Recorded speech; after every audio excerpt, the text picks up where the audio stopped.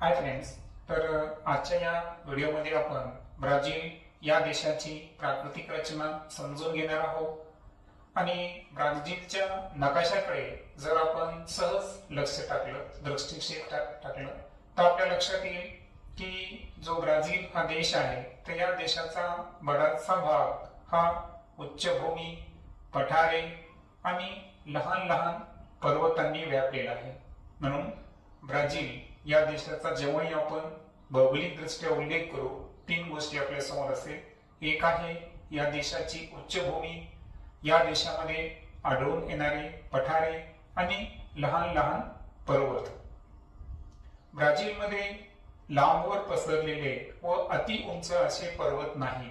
तर हे ब्राझील देशाचं वैशिष्ट्य आहे की यामध्ये असं भारतामध्ये जसं आपण पाहिलं होतं की पर्वत रांगा आपण पाहिल्या होत्या, तर त्या पद्धतीचे लांबवर पसरलेले किंवा अति उंच जे पर्वत आहेत ते ब्राझीलमध्ये आपल्याला पाहायला मिळणार नाही. उत्तरेकडील अमेझॉन नदीचे खोरे व नैऋत्येकडे पॅराग्वे नदीच्या उगमाकडील प्रदेश हा भाग जर सोडला तर ब्राझीलमध्ये विस्तीर्ण मैदाने जी आहेत हे अभावानेच आढळतात. म्हणजे जर तुम्हाला असा प्रश्न विचारला की ब्राझीलमध्ये विस्तीर्ण मैदाने जी आहेत हे आढळतात का, तर आन्सर असेल कमी प्रमाणात आढळतात. आणि अपवाद जे आहे, ज्या ठिकाणी ज्या प्रदेशामध्ये थोडीशी विस्तीर्ण मैदाने आहेत तर ते दोन प्रदेश आहेत. एक आहे उत्तर दिशेकडील अमेझॉन नदीचे खोरे आणि दुसरा आहे नैऋत्य दिशेकडे पॅराग्वे नदीच्या उगमाकडील प्रदेश. फक्त एवढ्याच भागामध्ये आपल्याला विस्तीर्ण मैदाने पाहावयास मिळतील. अदरवाईज ब्राझील या देशामध्ये ही जी विस्तीर्ण मैदाने आहेत हे आढळून येत नाही. किनारी भागात जर पाहिलं आपण तर जी मैदाने आहेत तर ती विस्तीर्ण नाहीत. ऑब्विसली मी आता सांगितलं की दोन प्रदेश अमेझॉन आणि पॅराग्वे या नदीच्या जवळचा प्रदेश जर सोडला तर ब्राझीलमध्ये कुठेच विस्तीर्ण मैदाने नाही. इव्हन ते किनारी भागामध्ये सुद्धा नाही. आता ज्या पद्धतीनं आपण भारत देशाचे 5 प्राकृतिक विभाग पाहिले होते, तर ब्राझील या देशाचे सुद्धा एकूण 5 प्राकृतिक विभाग आपण गृहीत धरायचे. त्यामध्ये पहिला आहे उच्चभूमी, त्यानंतर आहे पूर्वेकडील अजस्त्र कडा, त्यानंतर किनारी प्रदेश, मैदानी प्रदेश आणि द्वीप समूह. तर सर्वप्रथम आपण उच्चभूमी बद्दल बोलू. आता दक्षिण ब्राझील जे आहे, ओके, तर विस्तीर्ण अशा पठाराने व्यापलेला आहे. आणि याचं वर्णन जे आहे तर ब्राझीलचे पठार, ब्राझीलचे उच्चभूमी किंवा ब्राझीलचे ढाल क्षेत्र अशा वेगवेगळ्या नावांनी केले जातं. तर ब्राझीलमध्ये जे विस्तीर्ण पठार आहे दक्षिण दिशेला, ओके, तर दक्षिण ब्राझील जे आहे तर हा भाग विस्तीर्ण पठाराने व्यापलेला आहे. आणि याचं वर्णन आपण एकतर ब्राझीलचे पठार, ब्राझीलचे उच्चभूमी किंवा ब्राझीलचे ढाल क्षेत्र अशा कोणत्याही पद्धतीने करू शकतो. आता ब्राझील आणि गियाना ही जी ढाल क्षेत्रे आहे तर एकत्रितरित्या दक्षिण अमेरिका खंडातील गाभा क्षेत्र मानली जातात. म्हणून प्रश्न जर असं विचारला की दक्षिण अमेरिका खंडातील गाभा क्षेत्रे कोणत्या ढाल क्षेत्राला मानले जाते, तर आन्सर असेल ब्राझील आणि गियाना ही जी ढाल क्षेत्रे आहे यांना एकत्रितरित्या दक्षिण अमेरिका खंडातील गाभा क्षेत्र मानलं जातं. देन गियाना उच्चभूमीचा मुख्य भाग व्हेनेझुएला देशात असून ही उच्चभूमी पूर्वेकडे फ्रेंच गियाना पर्यंत विस्तारलेली आहे. आता गियाना उच्चभूमी तर याचा मुख्य भाग जर पाहिला आपण तर तो व्हेनेझुएला या देशामध्ये आहे. आणि ही जी उच्चभूमी आहे ही पूर्व दिशेकडे जर पाहिले आपण तर फ्रेंच गियाना पर्यंत विस्तारलेली आहे. गियाना उच्चभूमीचे एक वैशिष्ट्य आहे की ही ब्राझीलच्या उत्तरेकडील रोराइमा, पारा आणि अमापा या राज्यात विस्तारलेली आहे. तर जी गियाना उच्चभूमी आहे ही ब्राझीलच्या उत्तर दिशेमध्ये 3 राज्ये आहेत, रोराइमा, पारा आणि अमापा. या 3 राज्यांमध्ये विस्तारलेली आपल्याला दिसून येईल. ब्राझीलमध्ये या उच्चभूमीचा कमी उंचीचाच भाग येतो, कारण मी ऑलरेडी उल्लेख केला की मुख्य भाग व्हेनेझुएला देशामध्ये असल्यामुळं ज्या उच्चभूमीचा जो कमी उंचीचा भाग आहे हाच आपल्याला ब्राझील देशामध्ये पाहावयास मिळेल. मात्र ब्राझील मधील जे सर्वोच्च शिखर आहे पिको दी नेब्लिना, तर हे ब्राझील व व्हेनेझुएला यांच्या सीमेवर आहे आणि त्याची उंची जर पाहिली आपण तर ती आहे 3014 मीटर. देन ब्राझील उच्चभूमीच्या दक्षिण व पूर्वेकडील भागाची उंची जर पाहिली आपण तर ती 1000 मीटर पेक्षा जास्त आहे. परंतु इतर भागात ही जी उंची आहे उच्चभूमीची ती फक्त 500 ते 1000 मीटर दरम्यान आहे. उच्चभूमीची उंचीचं वैशिष्ट्य जर पाहिलं तर उत्तरेकडे टप्प्याटप्प्यानं उच्चभूमीची जी उंची आहे ही कमी कमी होत जाते व या दिशेकडे उतार जे आहेत हे फारसे तीव्र नाहीत. म्हणजे जरी टप्प्याटप्प्यानं उत्तर दिशेकडे जाताना उच्चभूमीची उंची कमी होत असेल मात्र असं नाही की उतार फार तीव्र आहे. तो उतार हे फारसे तीव्र नाही. या उतारावरून वाहणाऱ्या अमेझॉनच्या ज्या उपनद्या आहेत तर धावत्या आहेत आणि धबधबे सुद्धा त्या ठिकाणी आपल्याला पाहावयास मिळेल. उत्तरेकडे उतार काहीसे तीव्र असले तरी ते अकस्मात नाही आणि ऑलरेडी मेन्शन केल्याप्रमाणे की उतार जे ते फारसे तीव्र नसल्यामुळं ते जरी असतील तर फारसे असे अकस्मात दिसत नाही. अनेक नद्या उच्चभूमीच्या उत्तर भागात उगम पावतात व अटलांटिक महासागरास मिळतात. आणि लक्षात ठेवायचं की ब्राझील मधल्या ज्या अनेक नद्या आहेत ह्या उच्चभूमीच्या उत्तर भागामध्ये उगम पावतात आणि ज्या महासागरास मिळतात ते महासागर आहे अटलांटिक महासागर. उच्चभूमीच्या दक्षिण उतारावरून जर पाहिलं आपण तर पॅराग्वे, पॅराना, उरुग्वे इत्यादी नद्या उगम पावतात व पुढे त्या अर्जेंटिना देशाकडे वाहत जातात. आता आपण सध्या उच्चभूमीच्या दक्षिण उताराबद्दल बोलतो. ज्या नद्या या दक्षिण उतारावर उगम पावतात तर त्या आहेत पॅराग्वे, पॅराना आणि उरुग्वे. आणि या नद्यांचं वैशिष्ट्य आहे की पुढे जे अर्जेंटिना देश आहे या देशाकडे ते वाहत जातात. उच्चभूमीचं आणखीन एक वैशिष्ट्य आहे की उच्चभूमीचा जो पूर्वेकडील उतार आहे हा मात्र अतिशय तीव्र असून तो कड्यांच्या स्वरूपामध्ये दिसून येतो. आपण पाहिलं की उत्तर भागामध्ये जरी उंची कमी होत होती मात्र उतार तीव्र नव्हता. मात्र उच्चभूमीच्या पूर्वेकडे जर गेलो आपण तर जो उतार आहे हा अतिशय तीव्र असून तो कड्यांच्या स्वरूपात दिसून येतो. अशा पद्धतीची रचना ही उच्चभूमीची आहे. त्यानंतर दुसरा प्राकृतिक विभाग आहे अजस्तर कडा. आता अजस्तर कडा हा जो प्राकृतिक विभाग आहे हा क्षेत्र विस्ताराच्या दृष्टीनं सर्वात लहान आहे. पण असं असेल तरी तेथील जी उताराची स्वरूप आहे आणि त्याचा ब्राझीलच्या हवामानावर होणारा परिणाम यामुळे त्याला आपण स्वतंत्र विभाग मानायचं.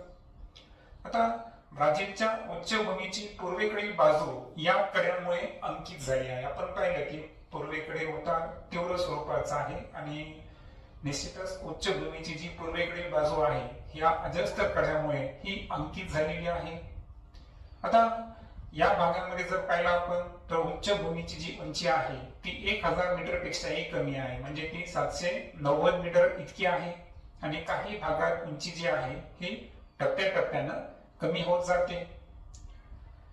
त्यानंतर साओ पावलो ते पोर्तो अलेग्रेच्या भागात ही उंची जर पाहिली आपण तर सरळ एकाच उतारात संपते. सो ब्राझील उच्चभूमीची जी उंची आहे ही एकाच उतारात ज्या ठिकाणी संपते तो भाग कोणता आहे? साओ पावलो ते पोर्तो अलेग्रे. आता या अजस्तर कड्यामुळे काय होतं की जे आग्नेय व्यापारी वारे आहेत ना हे वारे अडवले जातात आणि हे अडवल्यामुळे काय होतं की जे अजस्तर कड्याच्या पलीकडे जर गेलो आपण तर तिथे पाऊस कमी पडतो. म्हणजे त्याला आपण पर्जन्य छायेचा प्रदेश म्हणू किंवा वात विन्मुख प्रदेश. वात म्हणजे वारा. ओके, वात विन्मुख प्रदेश आहे तिथे पावसाचं प्रमाण कमी आहे. आणि म्हणून लक्षात ठेवायचं की अजस्तर कड्या जे आहेत त्यांनी काय केलं, व्यापारी वारे जे आहेत त्यांना अडवलं आणि त्याच्यामुळं अजस्तर कड्यांच्या पलीकडे जर गेलो आपण तर तो प्रदेश पर्जन्य छायेचा प्रदेश आहे आणि या प्रदेशाच्या उत्तरेकडील भाग जो आहे, ओके, तर हा अवर्षणाचा चतुष्कोन असे त्याचं वर्णन केलं जातं. हे इथं आवर्जून लक्षात ठेवायचं. त्यानंतर ब्राझीलचा जो तिसरा प्राकृतिक विभाग आहे तो आहे किनारी प्रदेश. आता आपण पाहिलं होतं की भारताला सुमारे 7100 किलोमीटर लांबीची किनारपट्टी आहे आणि त्याला आपण पश्चिम आणि पूर्व किनारपट्टी म्हणलो होतो. आता जेव्हा आपण ब्राझील या देशाबद्दल बोलू तर ब्राझीलमध्ये एकूण 7400 किलोमीटर लांबीची किनारपट्टी आहे आणि या किनाऱ्याचे दोन भाग जर पाहिले आपण, दोन विभाग, ते आहे उत्तर विभाग आणि पूर्व विभाग. भारतामध्ये कसं होतं पश्चिम आणि पूर्व, मात्र ब्राझीलमध्ये कसं आहे उत्तर आणि पूर्व. आता उत्तरेकडील अमापा पासून तर पूर्वेकडील जे रिओ ग्रांडे दो नॉर्ते पर्यंतचा जो किनारा आहे तर या किनाऱ्यास उत्तर अटलांटिकचा किनारा असा म्हणता येईल. सो उत्तर अटलांटिक किनारा त्याचा आपण विस्तार जर पाहिला तर उत्तरेकडे अमापा पासून सुरू होतो आणि पूर्वेकडे रिओ ग्रांडे दो नॉर्ते यापर्यंत हा उत्तर अटलांटिक किनारा पसरलेला आहे. आणि तिथून पुढे जर पाहिला आपण तर दक्षिण दिशेला पसरलेला जो किनारा आहे त्याला पूर्व किनारा असं म्हणता येईल. आणि सांगितल्याप्रमाणे दोन विभाग केले होते आपण किनारी प्रदेशाचे, उत्तर आणि पूर्व. देन उत्तर किनाऱ्यावर अमेझॉन सह अनेक नद्या येऊन मिळतात. आता आपल्याला माहित आहे की जगातल्या सर्वात मोठी नदी म्हणतो आपण ना अमेझॉन, सर्वात लांब नदी ही नाईल आहे, तर जिचा पात्र सर्वात मोठा आहे. तर ही अशी अमेझॉन नदी जी आहे तर ही नदीचं वैशिष्ट्य आहे की ही उत्तर किनारा जो आहे तर या उत्तर किनाऱ्यावर अमेझॉन आणि त्यासारख्या अनेक नद्या या येऊन मिळतात आणि त्यामुळे हा जो उत्तर किनारा आहे हा सखल बनला आहे. आता या किनाऱ्यावर माराजो बेट, माराजो उपसागर व साओ मार्कोस उपसागर हे तीन प्रदेश महत्वाचे आहेत. तर ब्राझीलच्या उत्तर किनाऱ्यावर जर पाहिलं आपण तर माराजो बेट, माराजो उपसागर आणि साओ मार्कोस उपसागर हे तीन प्रमुख प्रदेश आहेत. आता माराजो हे एक मोठे किनारी बेट आहे आणि ते बेट कोणत्या नद्यामुळे तयार झालं असा प्रश्न जर विचारला तर लक्षात ठेवायचं की माराजो जो बेट आहे ना हे अमेझॉन व टोकेंटिन्स, ओके, तर या नद्यांच्या मुखादरम्यान तयार झालेलं हे एक मोठं किनारी बेट आहे. सो पुन्हा एकदा सांगतो की जे माराजो हे बेट आहे हे एक मोठं किनारी बेट आहे आणि अमेझॉन व टोकेंटिन्स या नद्यांच्या मुखादरम्यान हा बेट तयार झालेला आहे. देन पूर्वेकडील किनाऱ्यावर जर पाहिला आपण तर अनेक लहान नद्या येऊन मिळतात आणि या भागामध्ये जर पाहिलं आपण तर एक अशी मोठी नदी जी अटलांटिक महासागरास मिळते तर त्या नदीचे नाव आपण लक्षात ठेवायचं ते आहे साओ फ्रान्सिस्को. तर लक्षात ठेवायचं की पूर्व किनाऱ्याला अर्थातच अटलांटिक महासागराला मिळणारी जी एक मोठी नदी आहे ती आहे साओ फ्रान्सिस्को. ही वगळता बाकी सर्व लहान लहान नद्याच पूर्व किनाऱ्यावर येऊन मिळतात. आता पूर्व किनाऱ्याचं वैशिष्ट्य आहे की या किनाऱ्यावर लांबवर पसरलेल्या भूमी व तटीय वालुकागिरी ठिकठिकाणी दिसतात. तर लांबवर पसरलेल्या भूमी व तटीय वालुकागिरी हे पूर्वेकडील किनाऱ्याचं वैशिष्ट्य आपल्याला सांगता येईल. आणि काही भागात जर पाहिलं आपण तर या किनाऱ्यांचे रक्षण हे प्रवाळ कट्टे आणि प्रवाळ बेटे यांच्यामुळे होते. तर काही भागामध्ये जे आहे किनाऱ्यांचं रक्षण जे आहे हे दोन गोष्टींमुळे होतं, एक आहे प्रवाळ कट्टे आणि दुसरा आहे प्रवाळ बेटे. त्यानंतर एक ऍडिशनल इन्फॉर्मेशन आपल्याला दिलेली आहे, माहित आहे का तुम्हाला? प्राया डो कॅसिनो किंवा कॅसिनो बीच हे ब्राझील मधील अति दक्षिणेकडे असलेली पुळण आहे आणि या पुळणाचं वैशिष्ट्य आहे की ही जगातील सर्वात लांब अशी पुळण आहे आणि हा जो सलग वालुकामय किनारा जर पाहिला आपण तर त्याची लांबी 200 किलोमीटर पेक्षा जास्त आहे. लक्षात ठेवायचं की जगातील सर्वात लांब पुळण कोणती, तर ती आहे ब्राझील मधील अति दक्षिणेकडे असलेली जी पुळण आहे जी की कोणत्या बीचवर आहे, कॅसिनो बीचवर. आणि हा पुळण म्हणजे कामही किनारा म्हणू आपण त्याला, आणि त्याची लांबी जी आहे तर तो 200 किलोमीटर पर्यंत आहे. ओके. त्यानंतर ब्राझीलचा चौथा जो प्राकृतिक विभाग आहे तो आहे मैदानी प्रदेश. ब्राझीलमधील जो मैदानी प्रदेश आहे तो सुद्धा दोन विभागामध्ये दिसून येतो. एक आहे उत्तरेकडील अमेझॉन नदीच्या खोऱ्याचा भाग आणि दुसरा आहे नैऋत्येकडील पॅराग्वे पॅराना नद्यांचा जो भाग आहे. तसे दोन भागामध्ये आपण मैदानी प्रदेशाची विभागणी करायची. सो वन्स अगेन सांगतो की ब्राझीलमध्ये जो मैदानी प्रदेश आहे ना हा दोन विभागामध्ये आहे. पहिला आहे उत्तरेकडील आणि दुसरा आहे नैऋत्येकडील. उत्तरेकडील जो विभाग आहे मैदानी प्रदेश हा अमेझॉन नदीच्या खोऱ्याचा भाग आहे आणि नैऋत्येकडे जो मैदानी प्रदेश आहे हा पॅराग्वे नदी आणि पॅराना नदी तर या नद्यांचा तो मैदानी प्रदेश आहे. आता अमेझॉन हा ब्राझीलमधील सर्वात विस्तीर्ण असा मैदानी प्रदेश आहे. अमेझॉनच्या मैदानाचा सर्वसाधारण उतार जर पाहिला आपण तर हा सुद्धा पूर्वेकडे आहे. अमेझॉनच्या खोऱ्याचं वैशिष्ट्य जर पाहिलं आपण तर ब्राझीलच्या पश्चिम भागात तो खूप रुंद आहे आणि जवळपास त्याची रुंदी जर पाहिली आपण तर 1300 किलोमीटर पर्यंत तो रुंद असं अमेझॉन नदीचं खोरं आपल्याला ब्राझीलच्या पश्चिम भागामध्ये पाहावयास मिळेल.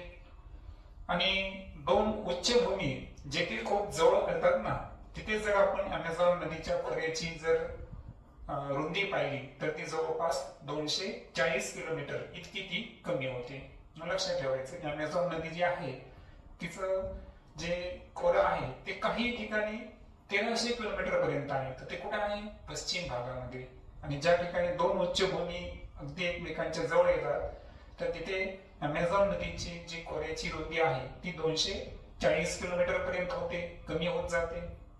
आता जसजशी अमेझॉन नदी अटलांटिक महासागराकडे जाते तसतशी मैदानाची रुंदी वाढत जाते. ओके. आपण हे पण पाहिलं होतं की अमेझॉन नदी जी आहे ती अटलांटिक महासागराला जाऊन मिळते आणि जसजशी ती अटलांटिक महासागराकडे जाते तसतशी हे जे मैदान आहे मैदानी प्रदेश तर उत्तरेकडे अमेझॉन नदीचा खोऱ्याचा प्रदेश तर याची रुंदी जर पाहिली आपण तर ही रुंदी वाढत जाते. आता हा जो मैदानी भाग आहे याचं आणखीन एक वैशिष्ट्य आहे. अमेझॉन सांगायची गरज नाही की पूर्णपणे वनांनी व्यापलेला आहे. ओके. सो वारंवार येणारे पूर आणि वनांच्या तळातील भागात जमिनीवर वाढणाऱ्या वनस्पती यामुळे हा जो मैदानी प्रदेश आहे हा खूपच दुर्गम बनला आहे. म्हणजे एक ऍडव्हेंचर असं एक प्लेस आहे ते. अमेझॉनची खोऱ्यातील वने जर पाहिली आपण तर ती उष्ण कटिबंधीय वर्षावने आहेत. ओके. सो ब्राझीलचा जो अमेझॉन नदीच्या खोऱ्यातील जे जंगल आहे किंवा वने आहे ही उष्ण कटिबंधीय वर्षावने आहेत. आता हे झालं अमेझॉन नदीच्या खोऱ्याबद्दल बोललो आपण. त्यानंतर दुसरा जो भाग आहे तो आहे ब्राझील मधील दुसरा मैदानी प्रदेश म्हणजेच ब्राझील उच्चभूमीच्या नैऋत्येकडे पॅराग्वे आणि पॅराना या नद्यांच्या उगमाकडील भाग. आता पॅराग्वेच्या उगम क्षेत्राचा उतार जर पाहिला तर तो दक्षिणेकडे आहे तर जो दुसरी नदी आहे पॅराना तर या नदीचा उतार जो आहे तो नैऋत्येकडे आहे. म्हणजे दोन्ही नद्यांमध्ये फरक आहे. पहा पॅराग्वेच्या उगम क्षेत्राचा उतार जो पाहिला आपण तो नकाशामध्ये खालच्या दिशेला अर्थातच दक्षिणेकडे आहे आणि पॅराना नदी जी आहे तिचा उतार हा नैऋत्य दिशेकडे आहे. त्यानंतर पॅन्टनल जर पाहिलं तर हा जगातील उष्ण कटिबंधीय पाणथळ असा भूमीपैकी एक प्रदेश आहे. तर पॅन्टनल है ना तर लक्षात ठेवायचं की हा जगातील उष्ण कटिबंधीय जी पाणथळ भूमी आहे तर त्यापैकी एक महत्वाचा प्रदेश हा पॅन्टनल आहे. हा प्रदेश जो आहे तो ब्राझील उच्चभूमीच्या नैऋत्य भागामध्ये पसरलेला आहे. आता पॅन्टनलचं एक वैशिष्ट्य आहे की हा एक दलदलीचा प्रदेश असून ब्राझीलमध्ये माटो ग्रासो दो सुल राज्यात आहे. ओके. सो पॅन्टनल जर ब्राझीलमध्ये जर पाहिलं आपण तर हा दलदलीचा प्रदेश कोणत्या राज्यात आहे तर तो माटो ग्रासो दो सुल या राज्यामध्ये येतो. पॅन्टनलचा विस्तार जर पाहिला आपण तर ब्राझील प्रमाणे तो अर्जेंटिना देशामध्ये सुद्धा आपल्याला पॅन्टनलचा विस्तार दिसून येईल. म्हणजे केवळ पॅन्टनलचा विस्तार हा ब्राझील देशामध्ये नसूनच त्या शेजारील देश अर्जेंटिना यामध्ये सुद्धा त्याचा आपल्याला विस्तार दिसून येईल. देन सर्वात शेवटी पाहू आपण द्वीप समूह.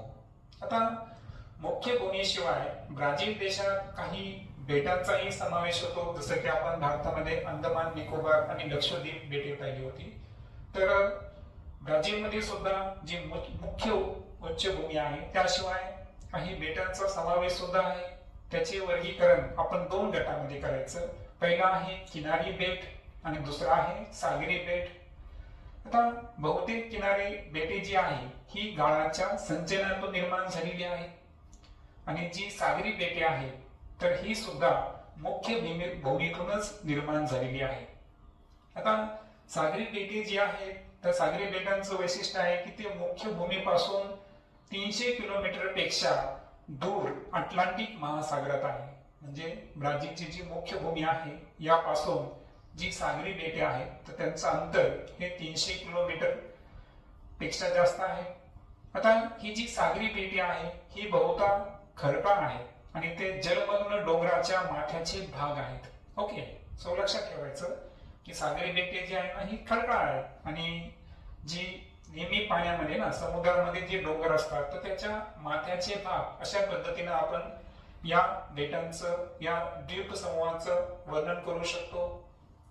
आता दक्षिण अटलांटिक महासागराच्या किनारी भागात जी बेटे आहेत तर ती प्रवाळ बेटे आहेत आणि त्यांना आपण कंकण द्वीप म्हणायचं, जसं की आपण लक्षद्वीप आणि निकोबार मध्ये पाहिलं होतं. तर त्या पद्धतीचं दक्षिण अटलांटिक महासागराच्या किनारी भागामध्ये जी बेटे आहेत ही प्रवाळ बेटे आहेत आणि त्यांना कंकण द्वीप म्हणतात. नेक्स्ट व्हिडिओमध्ये आपण भारत आणि ब्राझील या देशाविषयी आणखी ऍडिशनल इन्फॉर्मेशन जाणण्याचा प्रयत्न करू. थँक्यू.